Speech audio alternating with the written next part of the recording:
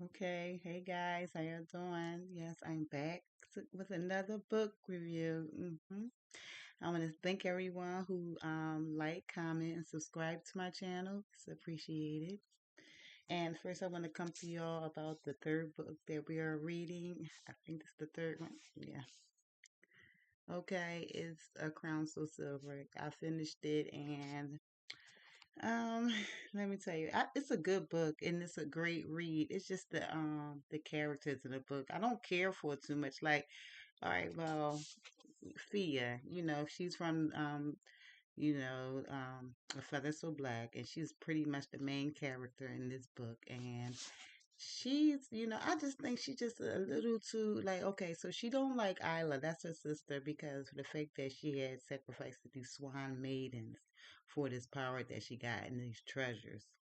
All right, so, but my whole thing is she goes to this new land with her now husband Arian, and she just because she doesn't like the way the guy who rules this land, this island, does things, she want to take it from him. She want to destroy him, his and everything he has.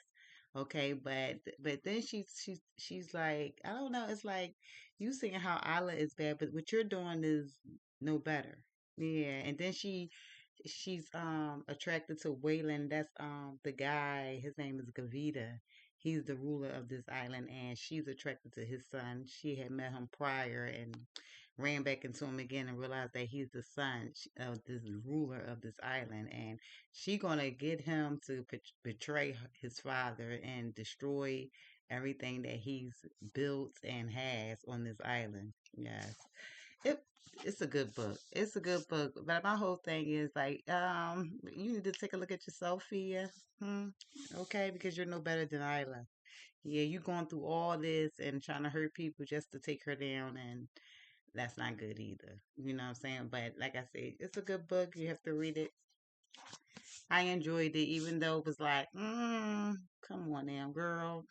Who you fooling? Like, you sitting there pointing fingers like you holier than thou, but then the things that you're doing to take down your sister, hey, is not good either. All right, so, all right, and okay, guys, listen. Remember this book? Yes, I mean, it was so scary. Yes, it frightened me so. I was reading it at night and I couldn't even finish it. I had to put it down. But I wound up finishing it, and this is a great story. I mean, the ending is different, and it just has such a good life lesson in it, you know what I'm saying? Because you would thought that at the end, the girl who she was reading about who diary, you thought she was gonna get with this guy, this American guy who came to to hear about and like, take notes about these fairies, and this it was like fairies in Ireland, and and the American guy came there so he can learn about them and actually write a memoir about them, like maybe a book or something like that, and all the stories that they were telling him, I'm telling you, some of these stories was horrifying. They really was. And she had a little crush on, and she was assisting him, going around to the neighbors and asking them could they tell a few stories for him for his book that he's writing and whatever. And a lot of them told a lot of good stories. I'm telling you, a lot. I'm gonna tell you, most of the stories was very creepy stories. But she was attracted to one guy. He was like the lord of the town. Like he was the richest son. His father was the richest man in this neighborhood, and they had this big, beautiful estate, and all of them. And he was just very attractive, and all the girls in the town just, used to eye whenever he come around. But he wound up being a creep. Yeah. And I'm telling you, this book is very good. And then the girl who was reading her diary, she also was going through something. She had lost her baby. Yeah. And her husband, their marriage wound up failing because of it, because she felt as though he wasn't compassionate enough about what she was going through and whatever. And they wound up separating, and then she met this other guy, wife, and she wound up going to Ireland. She was from New York, and she found the diary one night out walking, you know what I'm saying? And she just started reading about this girl. And and everything was going on in her life and whatever. But it's a very, very good story, and I'm glad I came across this. Yes, and it had a great life lesson in it. About death and losing someone dear to you and things like that, and how she's coped with it, and there was a lot of good advice in this book. You know what I'm saying? So, and it was it was very heartfelt. It was a it was a heartfelt story. So I mean, I'm just thinking maybe this is be something that y'all want to read. Yes, this is definitely a good one. And I have one more book, guys. That I know I'm doing a lot of reading, but hey, okay, this story right here. It's Charles Todd, and it's called Proof of Guilt. Yes. And by the way, this is the story collector. That's the name of this one. Okay.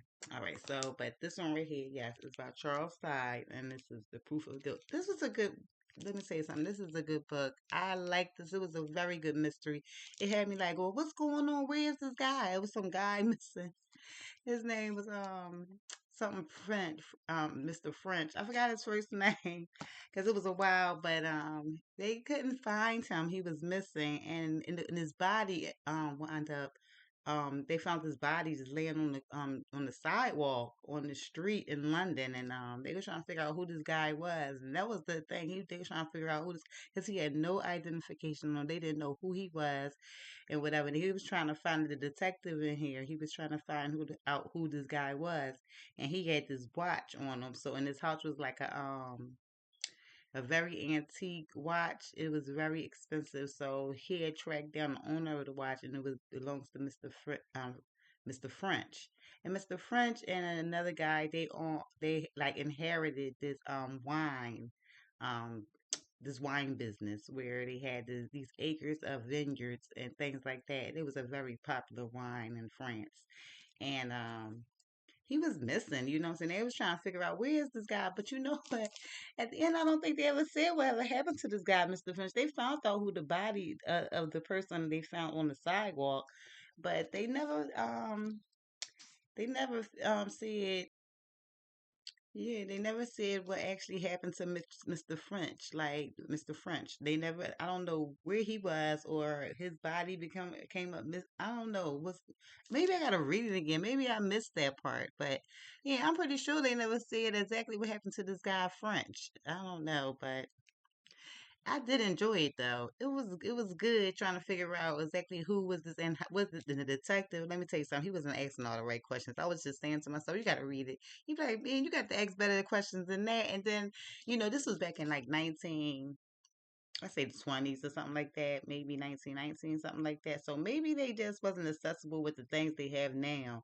Because I was just saying to myself, like, you could have just took a picture of the man who was found on the ground of the dead body and asked all these people, like, do you recognize him? Who is this guy? Do you know this guy? You know what I'm saying? Like, but I don't know. But it was a good read, though. I mean, I enjoyed the mystery of it, though. I did. And he's a good, like, one of these best-selling authors. So he has a lot of books, a lot of mysteries. I have another one also I'm going to read. Yeah, so I'm gonna come to y'all with that one too, and let you know how I like that book. But yep, that was it, guys. These was my three books, book reviews, and yeah, they worth checking out. All right. Also, I want to say thanks, guys. Thanks for joining me, and love you.